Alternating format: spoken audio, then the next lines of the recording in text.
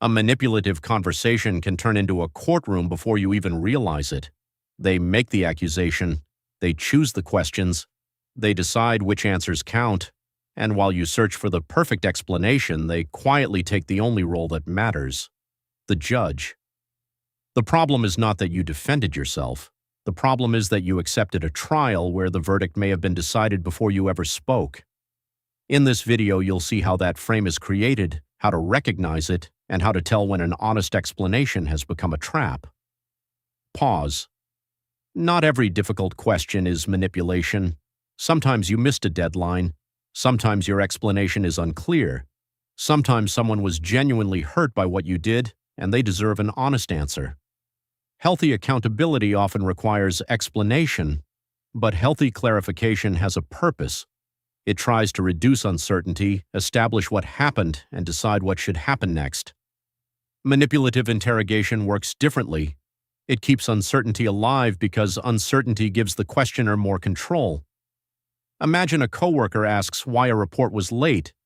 You explain that the client changed the data at the last minute. They ask which files changed. You show them.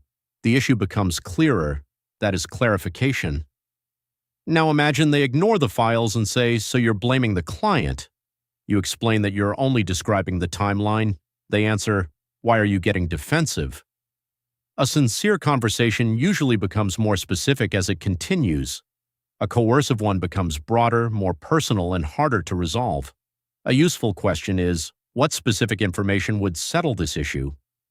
If the other person can answer that clearly, the conversation may still be moving toward resolution. If no answer could ever settle it, something else may be happening. The first accusation often creates the entire frame. A broad accusation does more than identify a problem. It quietly assigns roles. You always hide things from me. You don't respect this team. You only care when it affects you. Each statement carries several hidden claims. Something is wrong. You caused it. Your motive has already been identified, and now you owe an explanation. If you immediately start defending every detail, you may accept all four claims before any of them have been established. That is why vague accusations are so powerful. They force you to defend a pattern, a personality, or an intention instead of one specific event. A family member says, "You never make time for us." You may start listing every visit, every phone call, and every reason you were busy, but the original statement was too broad to test. It covered your entire history and assigned a motive at the same time. Before you explain, separate the layers. What exactly happened? What interpretation is being added? What motive is being assumed? And what evidence supports that motive? This matters because once you accept the burden of proving yourself, the other person can gain a much more powerful role. They become the judge. Not because they are right, because they control the process. They decide which questions matter. They decide which answers sound believable, and they decide when the issue is finished.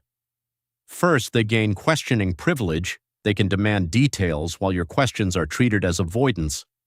Second, they gain interpretation privilege. They can tell you what your own words really mean. Third, they gain closure privilege. They decide whether you have explained enough. Picture a manager asking why you made a decision. You answer clearly. Then you ask what evidence led them to believe you acted carelessly. They respond, "Why are you changing the subject?" You are still expected to answer, "They are not." The judge position is not created by truth. It is created by procedure. One person keeps proving, the other keeps evaluating. And once that structure is accepted, every answer can become the beginning of another question. This is the answer question loop. A sincere answer contains details. Those details create context, but they also create more material that can be isolated. You explain where you were. Now the timing becomes the issue. You explain the timing. Now one phrase sounds inconsistent. You clarify the phrase. Now your frustration becomes evidence that you're hiding something. You think each answer is bringing the conversation closer to resolution, but the territory is expanding. A friend asks why you left a gathering early. You explain that you had an early appointment. They ask why you didn't mention it before. You say the appointment came up that afternoon. They answer, "So you just decided we weren't worth telling?" The original question was about leaving early. Now the discussion is about loyalty. The key test is not whether the new question sounds connected. It is whether that question is truly necessary to understand the original issue. If each answer creates a wider accusation, more detail may not produce more clarity. It may only provide more raw material. The next escalation is more subtle. Your answer is not simply questioned, it is rewritten. This usually happens in 3 ways. The first is rejection without criteria. That doesn't make sense. No specific problem is identified, so now you have to guess what kind of answer would be accepted. The second is distortion. You say, I could have handled that better, but I did not intend to exclude you. They answer, so you're saying none of this is your fault. A qualified statement has been turned into an extreme one. The third is motive reinterpretation. You explain because you want to clear up a misunderstanding. They say, you're only explaining because you got caught. Now the act of answering has been turned into evidence against you. Once every response can be reinterpreted as guilt, better wording alone cannot solve the problem. At that point, slow the structure down. Ask which exact claim is being challenged. Ask the other person to repeat your position in neutral terms. Correct one distortion clearly. Do not defend 5 new claims that appeared only after your answer. Even if you satisfy the original demand, the standard itself may move. In an honest conversation, the standard can usually be identified. Maybe the other person needs a timeline. Maybe they need evidence. Maybe they need an apology for the impact. Maybe they need a plan to prevent the same mistake. In a coercive exchange, the standard changes after you meet it.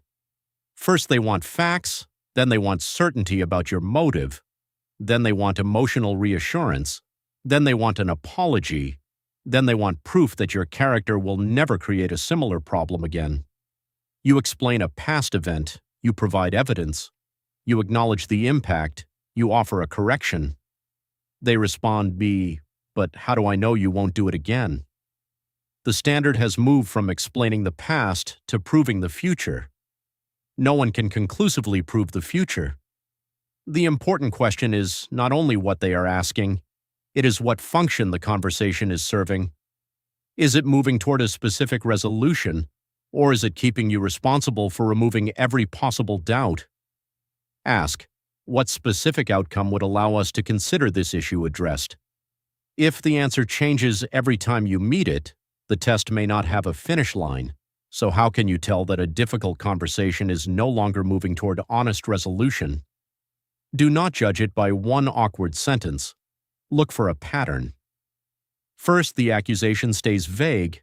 The focus remains on your personality, motive, or identity instead of one specific event. Second, no answer resolves the issue. Every response creates another demand. Third, only one person is allowed to ask questions. Your request for evidence is treated as deflection. Fourth, your actual words are repeatedly replaced with stronger claims. Nuance disappears. Fifth, your reaction becomes the new accusation.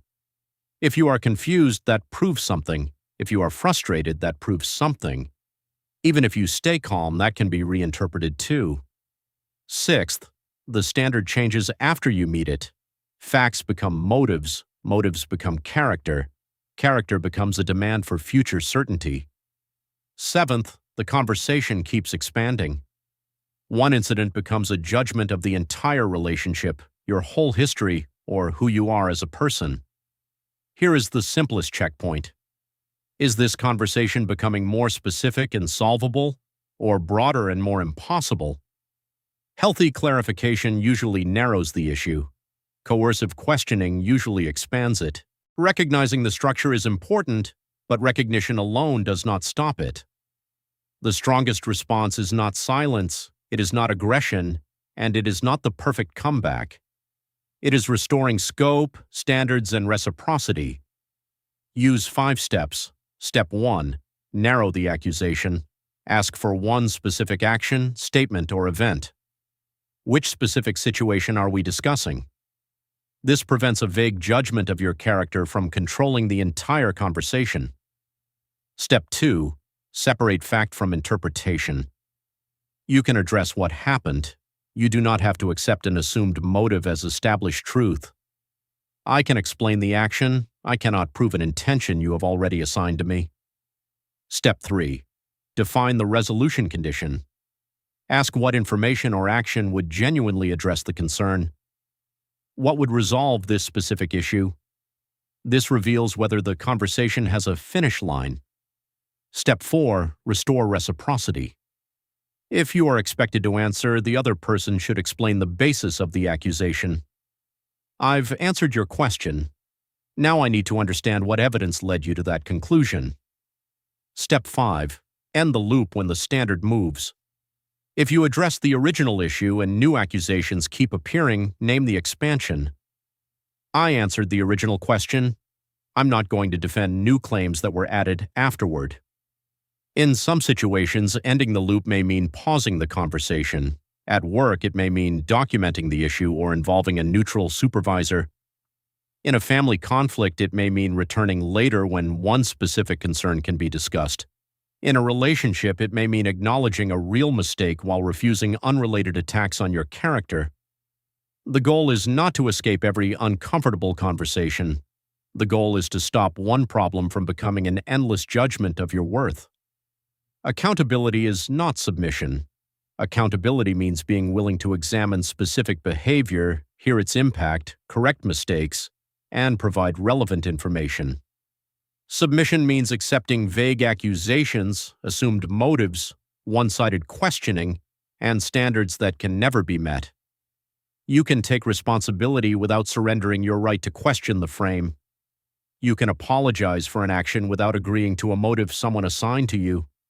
You can provide evidence without trying to prove your entire character. You can answer sincerely without giving another person unlimited authority to reject every answer. The trap is not simply that they make you talk. The trap is that they make you believe the next explanation will finally earn you a fair hearing. But a fair conversation has shared rules. It becomes clearer as it continues. It allows both people to question assumptions. And it has a recognizable path toward resolution. Think of a conversation where every answer created another accusation. What was the first moment the issue stopped becoming clearer and started becoming larger? That was probably the frame shift. Subscribe to Cognitive Heist for more breakdowns of the invisible structures people use to control conversations and how to protect your thinking without becoming manipulative yourself. You can answer a question without accepting a trial.